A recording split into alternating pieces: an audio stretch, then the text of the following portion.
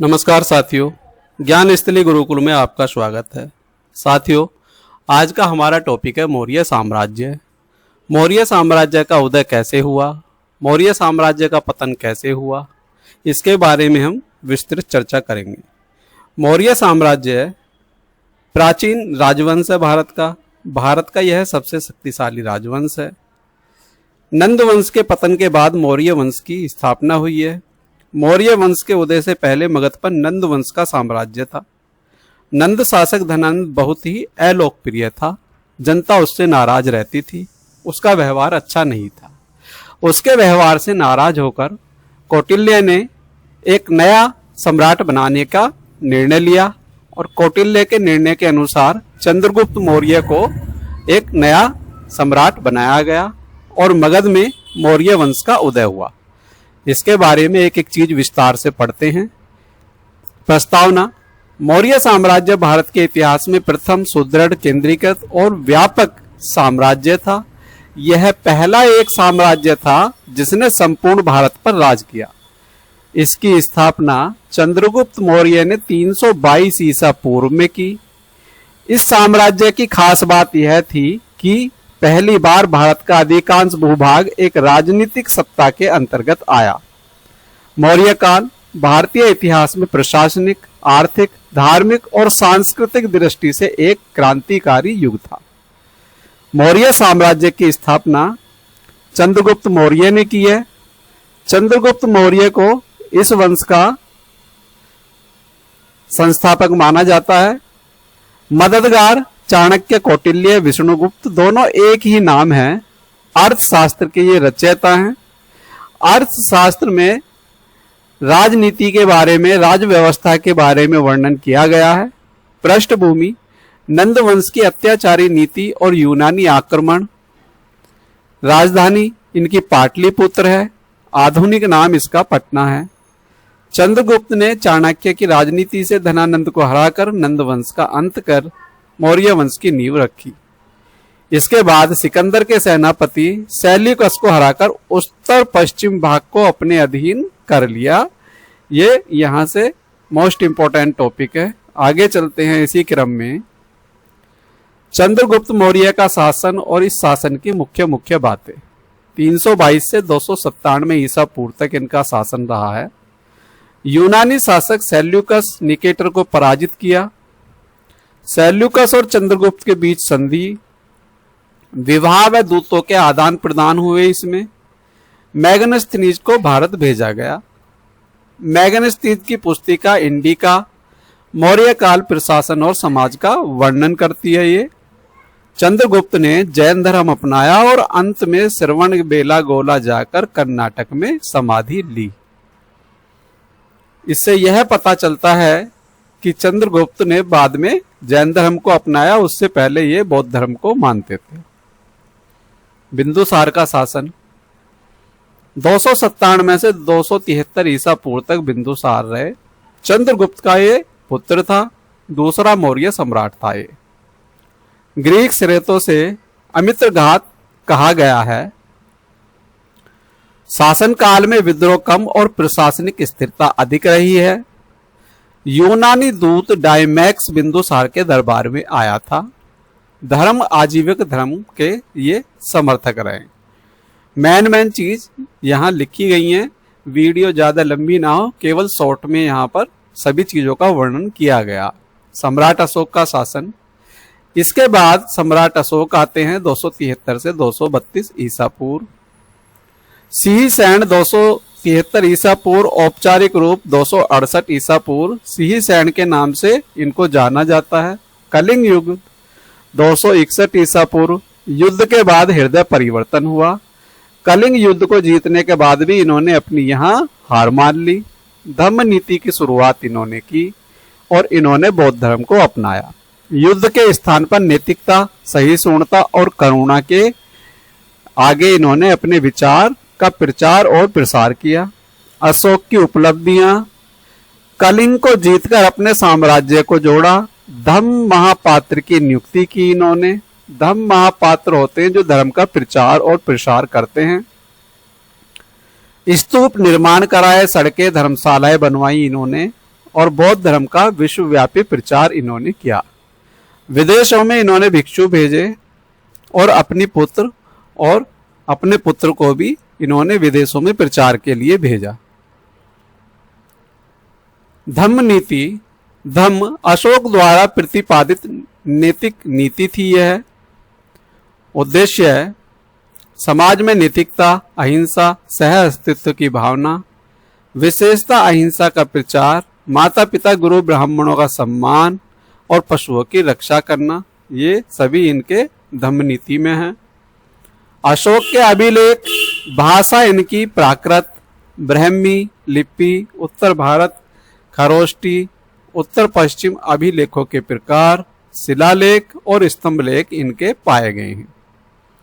महत्वपूर्ण स्थान लुम्बिनी, सारनाथ, कौशाम्बी, धौली, गिरनार, यहाँ सब ये इन जगहों पर पाए गए हैं।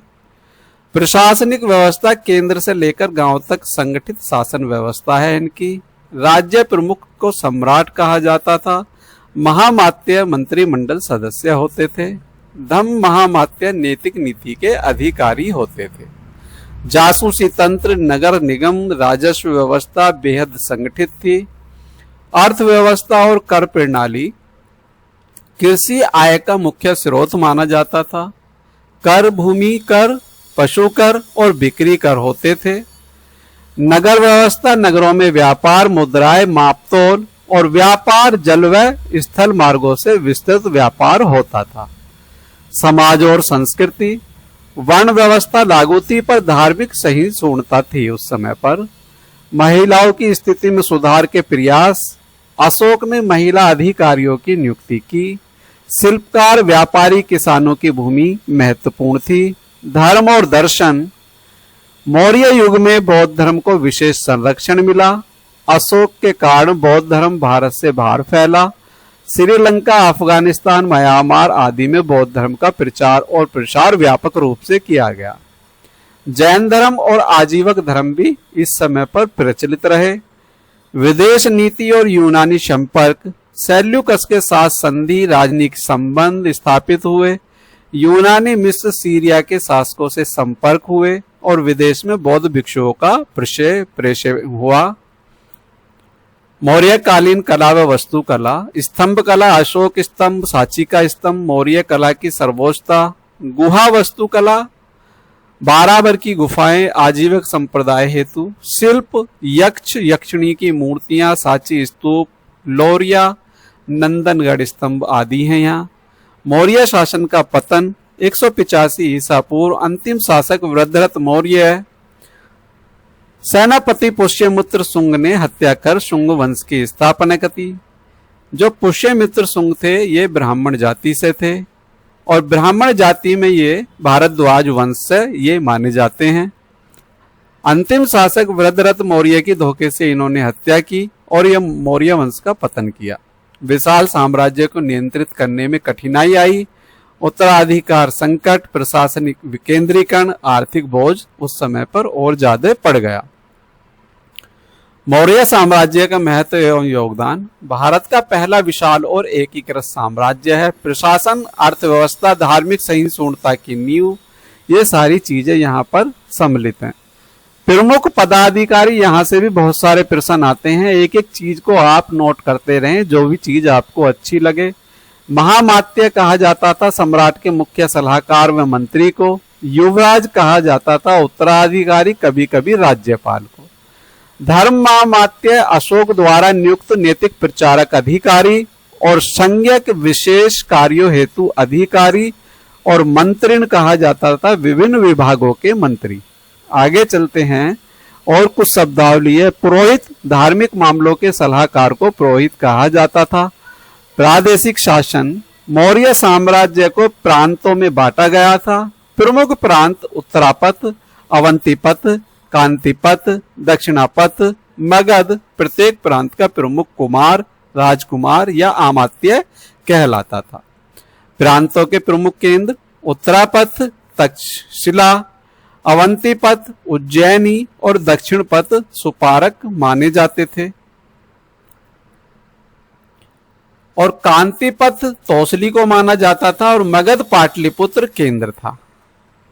नगर प्रशासन प्रमुख स्रोत मैग्नस्थनीज की इंडिका से नगर का प्रशासन नगरक कहलाता था, नगरक के हाथ में होता था।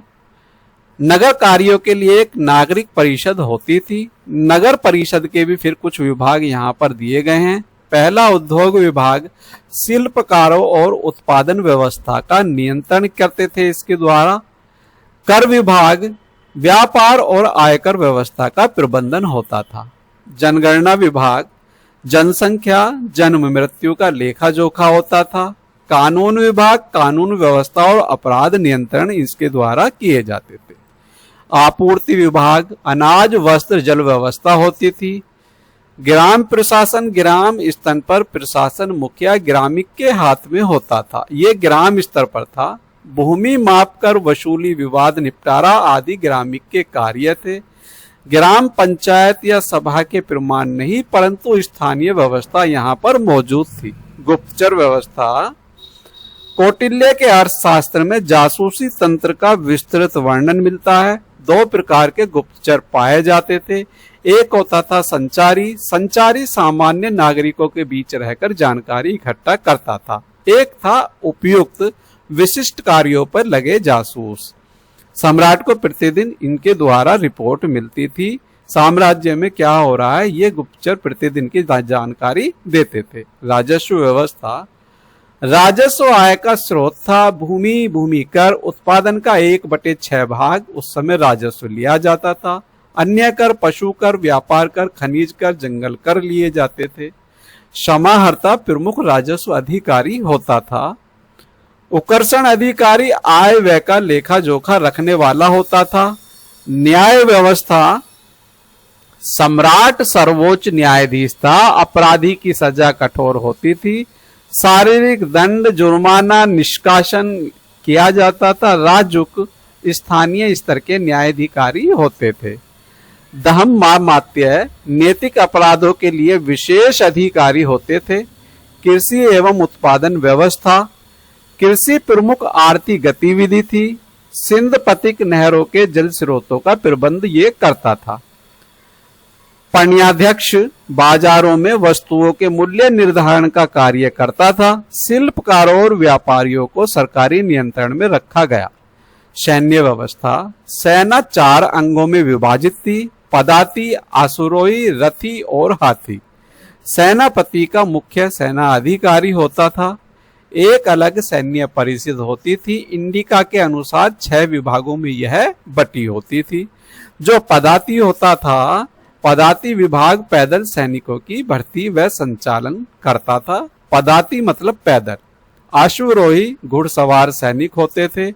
रथ विभाग रथ संचालन व निर्माण विभाग होता था। गज विभाग हाथियों की देखरेख करता था। नाव विभाग जल सेना होती थी। सैन्य परिवहन विभाग रसद व आपूर्ति का कार्य करते थे। रसद मतलब खाने पीने की व्यवस्था करते थे। मौर्य प्रशासन और प्रमुख स्रोत कौटिल्य का अर्थशास्त्र पहला स्रोत है। ये प्रमुख प्रशासनिक आर्थिक नीति का यह शास्त्र माना जाता है। मैग्नस्थनीज की इंडिका मौर्य समाज नगर प्रशासन का वितरण अशोक के अभिलेख शासन नीति धम्म नीति का वर्णन पुरातात्विक साक्ष्य भवन स्तंभ मुद्राएं यहाँ पर ये प्रमुख स्रोत मौर्य वंश के पाए गए हैं। सभी में अलग अलग चीजों की व्यवस्था है। इसको आप ध्यान से पढ़ के नोट कर लें। पहला प्रश्न इसी क्रम में हमारे सामने है। एक एक करके सारी चीजों को हम धीरे धीरे करते चलेंगे। यहाँ से हमारे सारे कॉन्सेप्ट क्लियर हो जाएंगे। लगभग 100 प्रश्नों की यह श्रृंखला होगी। पहला प्रश्न मौर्य साम्राज्य के संस्थापक कौन थे? चंद्रगुप्त मौर्य इसके मौर्य वंश के संस्थापक माने जाते हैं। व्याख्या साथियों आप स्वयं पढ़ लें।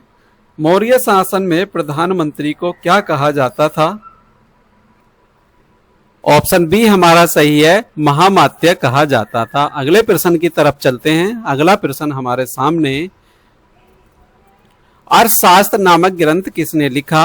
अर्थशास्त्र नामक ग्रंथ कौटिल्य, अशोक, बिंदुसार, चंद्रगुप्त किसने लिखा? चारों में से ये कौटिल्य के द्वारा लिखा गया है। अगले प्रश्न की तरफ चलते हैं।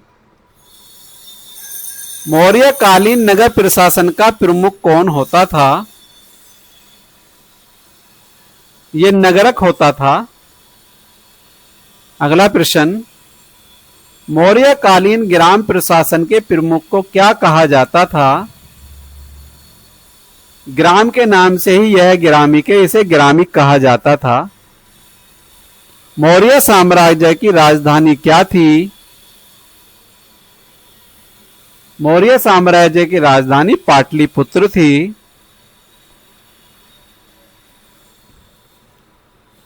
प्राचीन प्रशासन में कुमार किसे कहा जाता था? सम्राट के पुत्र को कुमार कहा जाता था। सम्राट अशोक के नीति नियमों के प्रचार हेतु किस अधिकारी की नियुक्ति थी? धर्म महामात्य की नियुक्ति थी। ये ऑप्शन बी हमारा सही है। एक एक करके सारे प्रश्नों को कवर करेंगे। मौर्य साम्राज्य को प्रांतों में बांटने का उद्देश्य क्या था? प्रशासनिक सुविधा देना इनका उद्देश्य था। मौर्य साम्राज्य में न्यायिक कार्यों हेतु कौन अधिकारी नियुक्त होता था? राजुक होता था। भूमि कर को क्या कहा जाता था? भूमि कर को भाग कहा जाता था। अगला प्रश्न, राजस्व अधिकारी का प्रमुख पद क्या होता था?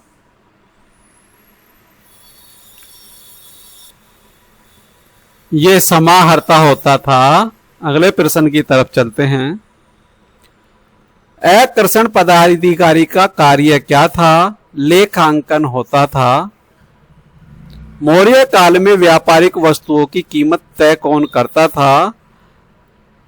पणियाध्यक्ष होता था। ये इसके द्वारा कीमतें तय की जाती थी। मौर्य शासन में सबसे अधिक कर किसने लिया?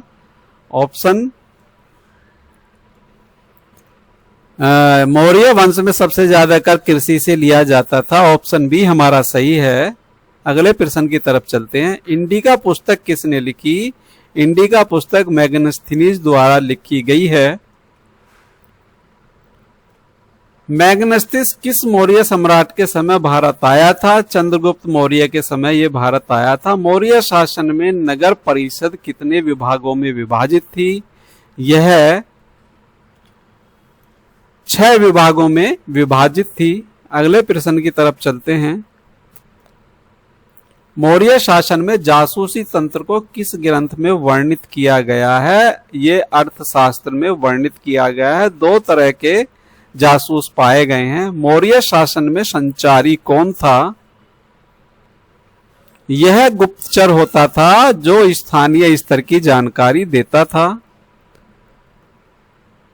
मौर्य काल में सेना के प्रमुख को क्या कहा जाता था? सेना के प्रमुख को सेनापति कहा जाता था। मौर्य सेना के अंग कौन सा नहीं है? हाथी, वायुसेना, रथ सेना। वायुसेना उस समय पर नहीं होती थी। ऑप्शन बी हमारा गलत है। अगले प्रश्न की तरफ चलते हैं। मौर्य प्रशासन में जल सेना का प्रबंध कौन करता था? नौका के नाम से यह जल सेना। ऑप्शन बी हमारा सही है। देखो, गज विभाग हाथी, नौका विभाग जल सेना, वाणिज्य विभाग, लेखा जोखा विभाग जो कर का देखरेख करता था। परिवहन विभाग उस समय नहीं होता था। अगले प्रश्न की तरफ चलते हैं। सैन्य सामग्री की आपूर्ति किस विभाग द्वारा की जाती थी? सैन्य सामग्री की आपूर्ति रसद विभाग द्वारा की जाती थी। मौर्य सेना की संरचना की जानकारी किससे मिलती है? ये इंडिका से मौर्य सेना के जानकारी मिलती है, किस तरह की सेना व्यवस्था उस समय पे थी। अशोक के अभिलेखों में किस लिपि का प्रयोग उत्तर भारत में हुआ है? ब्राह्मी लिपि का प्रयोग उत्तर भारत में हुआ है। अगला प्रश्न, धम्म का प्रचार किसके शासन काल में हुआ? धम्म का प्रचार सम्राट अशोक के शासन काल में हुआ। मौर्य काल में धम्म, न्याय और कर का समन्वय कौन करता था? धर्म महामात्य करते थे ये। धम्म महामात्य की नियुक्ति का उद्देश्य क्या होता था? नैतिकता का प्रचार करना इनका उद्देश्य होता था। अगला प्रश्न, मौर्य प्रशासन की सबसे बड़ी विशेषता क्या थी? केंद्रीकृत शासन व्यवस्था, पूरे भारत का देखरेख करना, एक केंद्र में बांधकर इसको किया जाता था। चंद्रगुप्त मौर्य के गुरु का क्या नाम था? चंद्रगुप्त मौर्य के गुरु का नाम कौटिल्य था। चंद्रगुप्त मौर्य ने किस विदेशी आक्रामकता को हराया था? सेल्यूकस निकेटर को इसने हराया था। अगला प्रश्न, सेल्यूकस निकेटर और चंद्रगुप्त के बीच हुई संधि का भाग क्या था?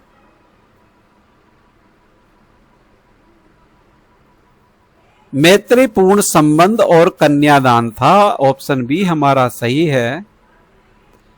अशोक के किस अभिलेख में कलिंग युद्ध का उल्लेख है? 13वें शिलालेख में कलिंग युद्ध का उल्लेख है।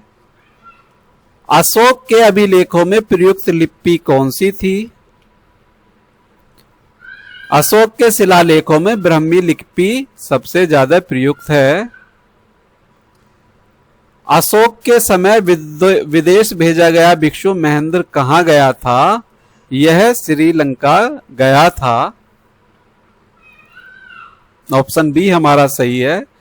अशोक के शासनकाल में धर्म प्रचार हेतु किसको नियुक्त किया गया था? ऑप्शन बी धम्म महामात्य है इसमें। अगले प्रश्न की तरफ चलते हैं। धम्म शब्द का अर्थ था नैतिक जीवन सिद्धांत। यह धम्म शब्द का अर्थ है। अशोक का कौन सा स्तंभ सिंहों की आकृति के लिए प्रसिद्ध है? अशोक का कौन सा स्तंभ सिंहों की आकृति के लिए प्रसिद्ध है? सारनाथ स्तंभ में सिंह की आवृत्ति पाई जाती है। यह प्रसिद्ध है सिंहों की आकृति के लिए। धम्म नीति किससे प्रेरित थी? यह बौद्ध धर्म से प्रेरित थी। बौद्ध धर्म में धम्म नीति को अपनाया गया है। चंद्रगुप्त मौर्य की जीवन यात्रा का अंतिम पड़ाव कहाँ रहा? यह श्रवणबेलागोला कर्नाटक में रहा। बिंदुसार का एक अन्य नाम क्या था? एक अन्य अमित्र अमित्रघात था। ये शत्रु विनाशक इसको बोला जाता है। शत्रुओं का विनाश करने वाला अमित्रघात। अगला प्रश्न हमारा, बिंदुसार ने किस यूनानी शासक से संपर्क किया था? एंटियोक्स प्रथम से इन्होंने संपर्क किया था। प्रियदर्शी किसका एक नाम था? अगला प्रश्न, प्रियदर्शी किसका एक नाम था? ये अशोक को प्रियदर्शी भी बोला गया है। अशोक का ही यह नाम है। अशोक के समय दूत किस यूनानी राजा के पास भेजे गए थे? टॉलमी, फिलाडेक्स और एंटियोक्स सभी के पास भेजे गए थे। ऑप्शन डी हमारा सही है। अगला प्रश्न, मौर्य शासन में सिंध पथिक का क्या कार्य था? सिंध पथिक, सिंध नदी से हम इसको याद कर सकते हैं। सिंध नदी और जल दोनों को जोड़ सकते हैं। तो हमारा आ जाएगा ऑप्शन सी, जल सिंचाई व्यवस्था है। मौर्य युग में किस अधिकारी का संबंध व्यापार से था? पण्याध्यक्ष का व्यापार से था। यह वस्तुओं की कीमतें निश्चित करता था, किस वस्तु को किस कीमत में बेचा जाएगा। धनाध्यक्ष का क्या कार्य होता था? मुद्रा का निर्माण करना धनाध्यक्ष का काम होता था। भूमि कर का सामान्य प्रतिशत क्या था? 1/6 भाग था। यानी के 6 बोरे यदि अनाज पैदा हुआ है तो 1 बोरा सरकार को दिया जाता था, सम्राट को दिया जाता था। यह व्यवस्था थी 1/6। जबकि हम जब आगे इतिहास में पढ़ेंगे तो 1/3, 1/4 भाग की भी हम व्यवस्था आगे देखेंगे। लेकिन मौर्य वंश में यह व्यवस्था बहुत उचित और न्यायप्रिय प्रतीत होती है। किसानों पर ज्यादा बोझ नहीं डाला गया। अर्थशास्त्र में कुल कितने विभाग वर्णित हैं? अर्थशास्त्र में कुल 15 विभाग वर्णित हैं। अगला प्रश्न, मौर्य काल में किस धर्म का संरक्षण सबसे अधिक था? मौर्य काल में किस धर्म का संरक्षण सबसे अधिक था? बौद्ध धर्म का संरक्षण सबसे अधिक था। बौद्ध धर्म को विदेशों में प्रचारित करने वाला सम्राट था सम्राट अशोक। पहले ऐसे सम्राट हैं जिन्होंने बौद्ध धर्म का प्रचार विदेशों में किया। मौर्य काल में किस भाषा का प्रयोग अभिलेखों में हुआ है? प्राकृत भाषा का प्रयोग अभिलेखों में किया गया है। अगला प्रश्न, अशोक के किस युद्ध के बाद बौद्ध धर्म अपनाया? अशोक ने कलिंग युद्ध के बाद इन्होंने भविष्य में युद्ध न लड़ने की प्रतिज्ञा ली। मौर्य कालीन प्रमुख शिक्षा केंद्र कौन सा था? तक्षशिला उस समय का सबसे प्रसिद्ध केंद्र माना गया है। 12 गुफाएं किस संप्रदाय को समर्पित थी? यह आजीवक संप्रदाय को समर्पित है। अगला प्रश्न, अर्थशास्त्र किस विषय पर ग्रंथ है? अर्थशास्त्र राजनीति व अर्थनीति पर ग्रंथ है। अगले प्रश्न की तरफ चलते हैं। पुष्यमित्र शुंग ने किसे मारकर सत्ता प्राप्त की? पुष्यमित्र शुंग ने अपने दामाद वृद्धरथ मौर्य को मार के सत्ता हासिल की। पहले इसने वृद्धरथ मौर्य को अपना दामाद बनाया, अपनी बेटी के साथ इसके साथ वैवाहिक संबंध बनाए। वैवाहिक संबंध बनाने के बाद अपने आप को सेना का सेनापति बनवाया और उसके बाद धोखे से वृद्धरथ मौर्य की हत्या करके मौर्य वंश का पतन कर दिया और शुंग वंश की स्थापना शुरू हो गई। इसके बाद मौर्य काल में स्त्री अधिकारियों का उल्लेख किसके काल में मिलता है? अशोक के काल में मिलता है। आगे चलते हैं अगले प्रश्न की तरफ। मौर्य साम्राज्य की अंतिम राजधानी कौन सी मानी जाती है? पाटलिपुत्र मौर्य साम्राज्य की अंतिम राजधानी मानी जाती है। इसी क्रम में बहुविकल्पीय प्रश्नों की यह श्रृंखला समाप्त होती है। साथियों, यदि यह वीडियो आपको अच्छा लगा है तो वीडियो को लाइक कीजिए, वीडियो को शेयर कीजिए और अपने दोस्तों के साथ इसको साझा कीजिए। मिलते हैं नई वीडियो में, तब तक के लिए जय हिंद, जय भारत, धन्यवाद साथियों।